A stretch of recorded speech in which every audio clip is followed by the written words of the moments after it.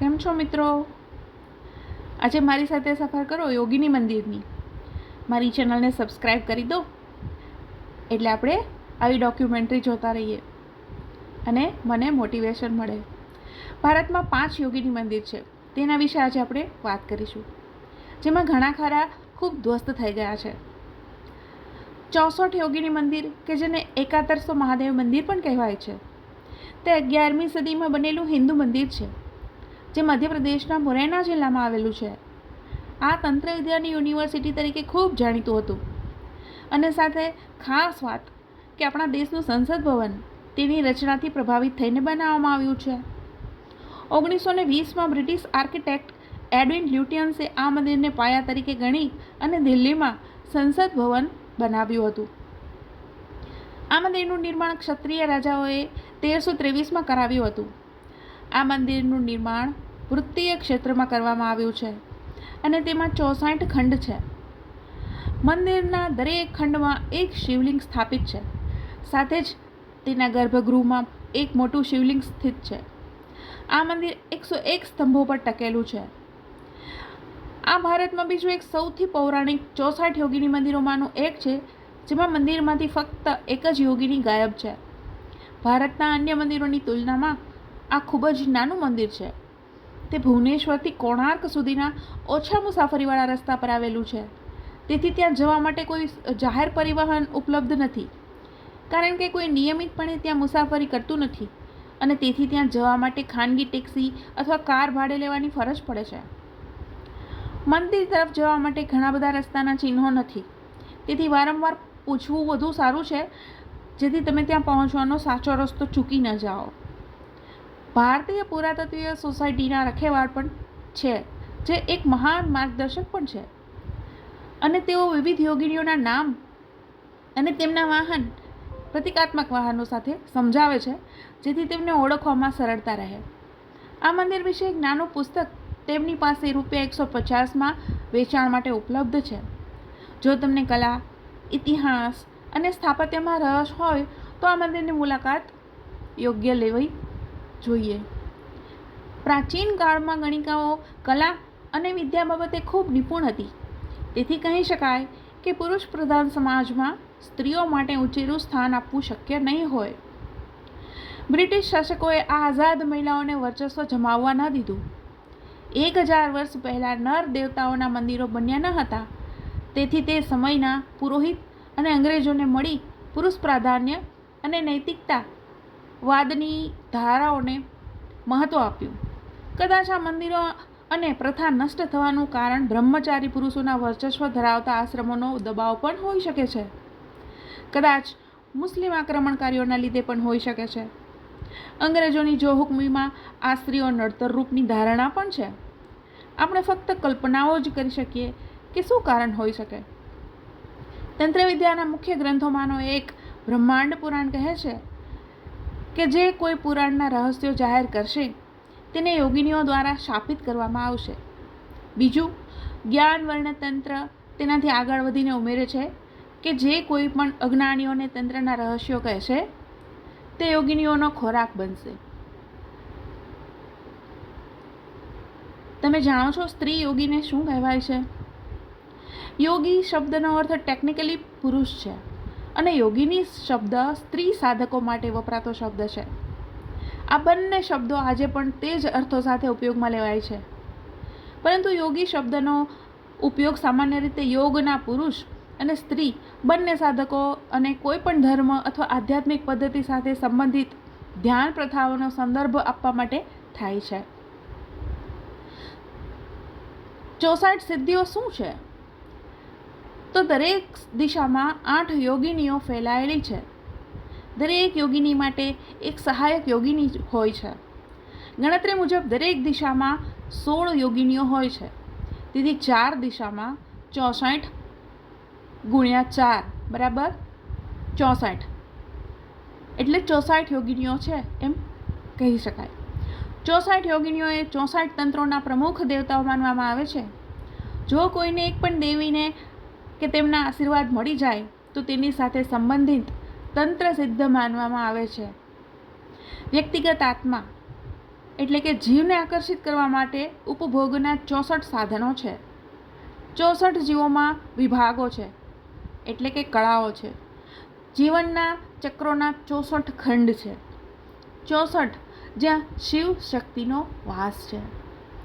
64 પવિત્ર યોગીની દેવીઓ, એના વિશે આપણે જાણીએ. પ્રાચીન તંત્રની પરંપરાની તપાસ કરતાં જાણવા મળે છે કે 8 નંબરને વિશેષ પવિત્રતા આપવામાં આવી છે. પ્રગટ બ્રહ્માંડમાં 8 માતૃબળો, 4 મુખ્ય અને 4 મધ્યવર્તી બિંદુઓ ધરાવતી 8 દિશાઓ, 8 ચમત્કારિક યોગિક શક્તિઓ, યોગના 8 અંગો, દેવી માતાના 8 સ્વરૂપો એટલે કે અષ્ટમાતૃકાઓ. કેટલાક ઉદાહરણો છે. દ્રવિડિયન સિંધુ ક્ષેત્રનામાં આર્યોના સ્થળાંતર પછી દ્રવિડિયનો માટે પવિત્ર 8 નંબર આર્યો માટે પવિત્ર 100 અને 1000 નંબરો સાથે ભળી ગયો. આમ તેઓએ પવિત્ર સંખ્યાઓ 108 અને 1008 બનાવી, જે તે પ્રાચીન સમયથી આપણી સાથે જ ચાલી આવે છે. પવિત્ર ભારતમાં 5 યોગીની મંદિરો છે, જે સદીઓથી વિવિધ સ્તરે ટકી રહ્યા છે. બધાને ઇરાદાપૂર્વક અને નોંધપાત્ર નુકસાન પહોંચાડવામાં આવ્યું છે, પરંતુ તંત્રની શક્તિશાળી તકનીકો દ્વારા ઉત્પન્ન થતી મૂળ ઉર્જા તે દરેકમાં હજી અનુભવાય છે. ભારતના દરેક યોગીની મંદિરમાં એક અનોખી શક્તિનો સમૂહ છે. કોઈ એક સરખું નથી હોતું. આ 64ની ઓળખ મંદિરો અને સાહિત્ય બંનેમાં અલગ અલગ દેખાય છે. આ મંદિરને તાંત્રિક યુનિવર્સિટી કહેવામાં આવે છે. કેમ? તો 64 યોગીની મંદિરને ભારતના સૌથી પ્રખ્યાત તાંત્રિક સ્થળોમાંનું એક માનવામાં આવે છે. 64 યોગીની મંદિર તાંત્રિક સાધના અને યોગીની પૂજાનું એક મહત્વપૂર્ણ કેન્દ્ર માનવામાં આવે છે. અહીં ભક્તો તંત્ર વિદ્યાનું ઊંડું ધ્યાન કરતા હતા અને યોગિનીઓની ઉપાસના દ્વારા આધ્યાત્મિક શક્તિ પ્રાપ્ત કરતા હતા. તંત્ર સાધનામાં મંદિરનું વિશેષ મહત્વ માનવામાં આવે છે. આ મંદિરને તાંત્રિક વિશ્વવિદ્યાલય પણ કહેવામાં આવે છે. પહેલાંના સમયમાં લોકો અહીં દૂર દૂરથી તંત્ર મંત્ર શીખવા માટે આવતા હતા. મંદિરના 64 રૂમમાં 64 શિવલિંગ અને 64 યોગિનીઓ છે. એવું માનવામાં આવે છે કે 64 યોગિની મંદિર 1323 AD બનાવવામાં આવ્યું હતું અને રાજપૂત રાજાઓ દ્વારા બનાવવામાં આવ્યું હતું. આ મંદિરમાં 64 રૂમ છે અને આ તમામ 64 રૂમમાં ભગવાન શિવનું ભવ્ય શિવલિંગ સ્થાપિત છે. આ મંદિર ગોળાકાર માળખું ધરાવે છે. આ મંદિરની રચના સંસદ ભવન જેવી છે. મંદિરની મધ્યમાં ખુલ્લો મંડપ છે. આ મંડપમાં ભગવાન શિવનું ભવ્ય શિવલિંગ સ્થાપિત કરવામાં આવ્યું છે.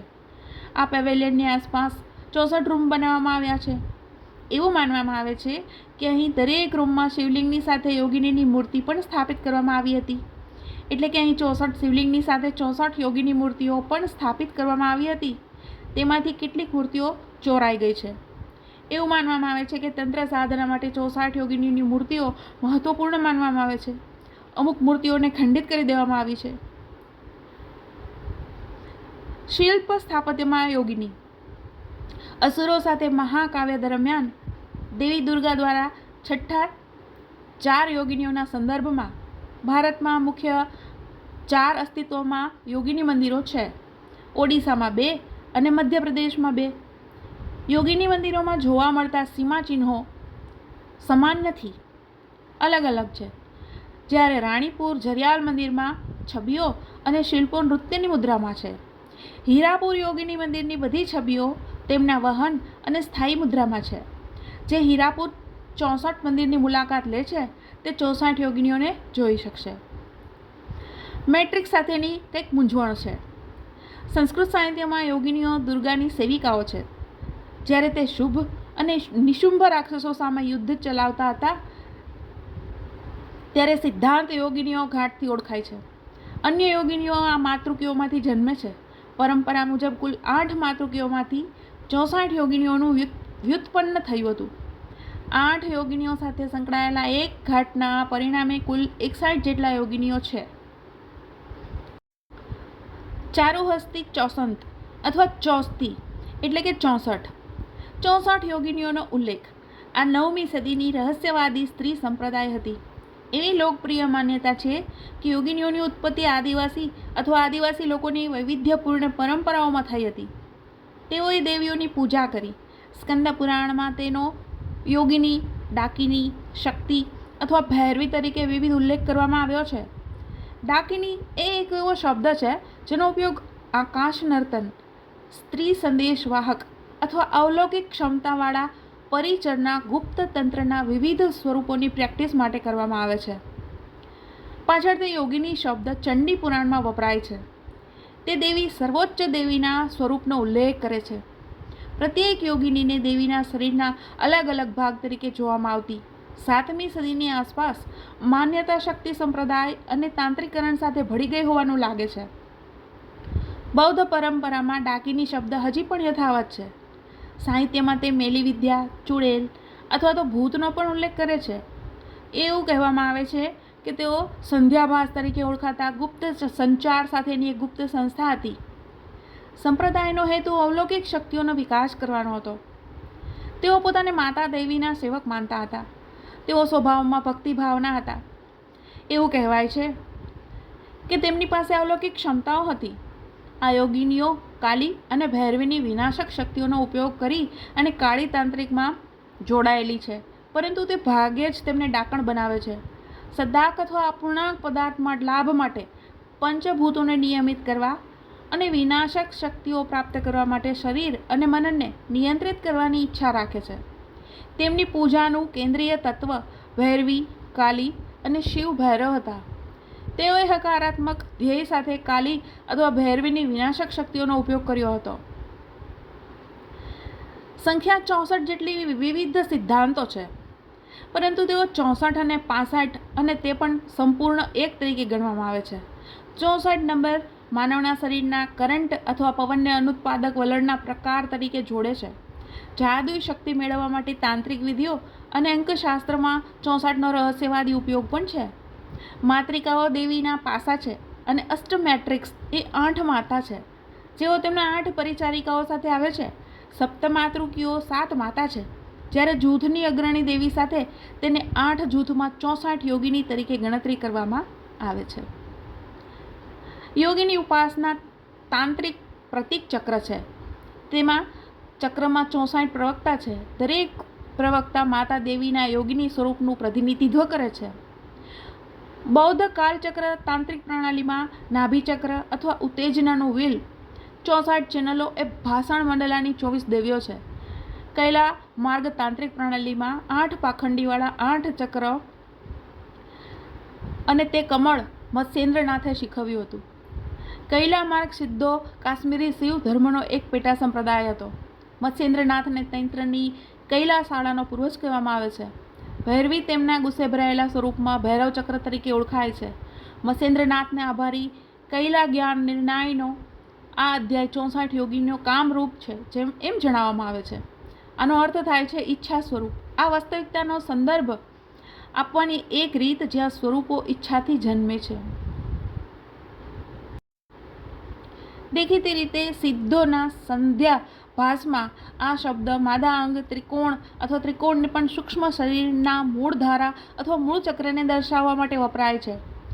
સિદ્ધોના સ્વરૂપમાં વરદાન આપવા માટે નિવાસી યોગિનીને પ્રેરિત 64 પાંખડીઓ પ્રત્યેકનું મનન કરવાથી કૈલા પરંપરામાં શારીરિક પૂર્ણતાના રહસ્યો 64 ગણો જટિલ મેટ્રિક્સમાં છે. સાધના અથવા ધાર્મિક વિધિમાં 5 મનો સમાવેશ થાય છે. મત્સ્ય એટલે કે માછલી, મમસા એટલે કે માંસ, મુદ્રા એટલે કે અનાજ, માધ્યા એટલે આલ્કોહોલિક પીણું અને મૈથુના એટલે કે જાતીય સંભોગ. મૈથુનાઈ સામાન્ય રીતે ગેરકાયદેસર હોય છે, તેથી તંત્ર ખોટી રીતે કાળા જાદુને આભારી છે. વ્યાપક સંદર્ભમાં યોગિનીઓ એવી સ્ત્રીઓ છે જે યોગનો અભ્યાસ કરે છે.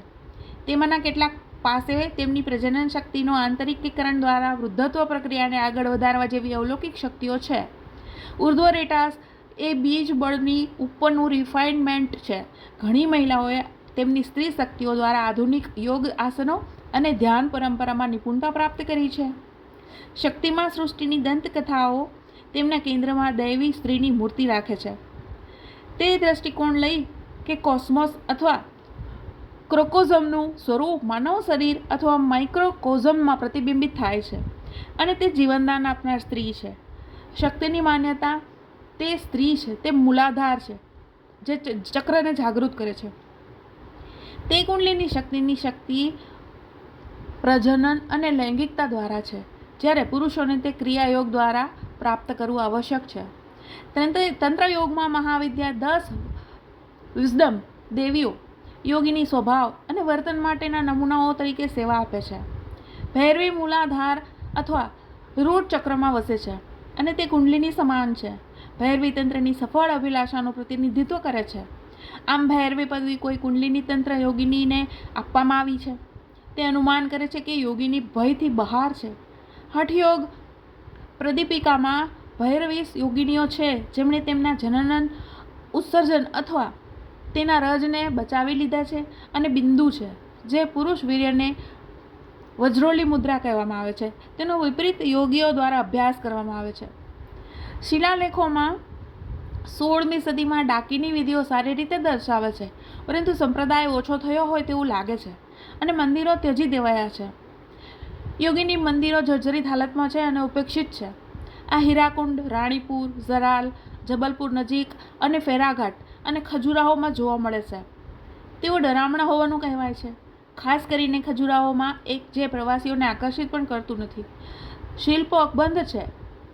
તે સંપ્રદાયની માન્યતા હતી કે સેક્સ એ આત્મશોધનો માર્ગ નથી અને કોઈ પણ શિલ્પકૃતિ શૃંગારિક નથી. હીરાપુર ખાતેનું પ્રાચીન યોગિની મંદિર ફક્ત 1953માં જ મળી આવ્યું હતું. અહીં યોગિનીની મુખ્ય દેવી મહામાયા હતી, જેનો ઉલ્લેખ દેવી ભાગવતમાં કરવામાં આવ્યો છે. તે એક હાઇપેથ્રલ અથવા છત વગરનું મંદિર છે. જ્યારે લોકો દેવીઓની તકોમાં છે ત્યારે પ્રમુખ દેવતા મહામાયાને હજી પણ નિયમિતપણે લાલ કપડાં અને સિંદૂરથી શણગારવામાં આવે છે. મહામાયા અથવા મહાન ભ્રાંતિ પણ બુદ્ધનું નામ છે. કાલી અને ભૈરવી વચ્ચેનો તફાવત એ છે કે ભગવાન શિવ ભૈરવીના જીવનસાથી તરીકે ખૂબ જ ક્રોધિત છે, પરંતુ તેમનો ક્રોધીપૂર્વક સ્વભાવ કાલીના પતિ તરીકે એટલો જબરદસ્ત દેખાતો નથી. આથી તે એક કલ્પના લાવે છે કે ભૈરવી આ રીતે માતા દેવીનું ઉગ્ર સ્વરૂપ છે. યોગિનીઓની આઇકોનોગ્રાફી એક જગ્યાએ જુદી છે. હરિપુરમાં યોગિની દેવતાઓ કાળા ક્લોરિટથી સરસ રીતે કોતરવામાં આવી છે. દરેક સ્વરૂપ અથવા રૂપા તેના સ્વરૂપનું કમરપટ્ટી દ્વારા તેના હિપ્સની આજુબાજુ બાંધવામાં આવતી કિલ્ટ અથવા સ્કર્ટ પહેરતી સ્વૈચ્છિક સ્ત્રીનું પ્રતિનિધિત્વ કરે છે. પટ્ટા ઉપરાંત તે અન્ય 7 પ્રતિકાત્મક આભૂષણો પહેરે છે: કડા, આર્મલેટ, એન્કલેટ, ઇયરિંગ્સ, ગળાનો હાર, માળા, માથાનો મુગટ. તેમની હેરસ્ટાઇલમાં એકદમ સામાન્ય શામેલ છે, જે એક બાજુમાં વાળવામાં આવેલો ક્લસ્ટર અથવા બન છે, અથવા તો કડક સર્કલ્સને કોરોનેટ. કેટલાકને યોદ્ધાઓ અથવા શરણાગતિ અને તીર સાથે શિકાર તરીકે પણ દર્શાવવામાં આવ્યા છે, તો કેટલાક પૈડાની જોડી પર સંતુલન રાખે છે અથવા ડ્રમ વગાડે છે. મોટાભાગના 2 હાથ હોય છે, પણ થોડા પાસે 4 હોય છે. હીરાપુરમાં યોગિનીઓ છે બહુરૂપા: તારા, નર્મદા, યમુના, શાંતિ, વરુણી, ક્ષેમંકરી, આઇન્દ્રી, વારાહી, રણવીરા, વનરામુડી, વૈષ્ણવી, કાલરાત્રિ, વૈદ્યરૂપી, ચર્ચિકા, બેતાલી, કૃષ્ણમસ્ત્રી, વૃષહાના, ગૌલાકામીના, સરસ્વતી, વિરૂપા, કાવેરી, ભાલુકા, નરસિંહી, બિરાજા, વિકટન્ના, મહાલક્ષ્મી, કૌમારી, મહામાયા, રતિ, કરકરી, સર્પશ્ય, યક્ષિણી, અઘોરા, ભદ્રકાળી, વિનાયકી, વિંધ્યબાલિની, વીરાકુમારી, મહેશ્વરી, અંબિકા, કામ્યાની, ઘાટાબારી, સ્તુતિ, કાલી, ઉમા, નારાયણી, સમુદ્ર, બ્રાહ્મણ, જ્વાલામુખી, અગ્નિયેય, અદિતિ, ચંદ્રકંતી, વાયુબેગા, ચામુંડા, મૂર્તિ, ગંગા, ધૂમાવતી, ગાંધારી, સર્વમંગલા, અજીત અને સૂર્યાપુત્રી વીણા. ડાકિનીના વહાણા અથવા માઉન્ટમાં માછલીઓ, પોપટ, કાચબા, દેડકા, સાપ, વીછી, ઉંદર જેવા પ્રાણીઓ શામેલ છે. જ્યારે કેટલાક તેમના પગ પર શિરચ્છેદ કરેલા પુરુષ માથા, તીરંદાજ અથવા અન્ય રજૂઆત સાથે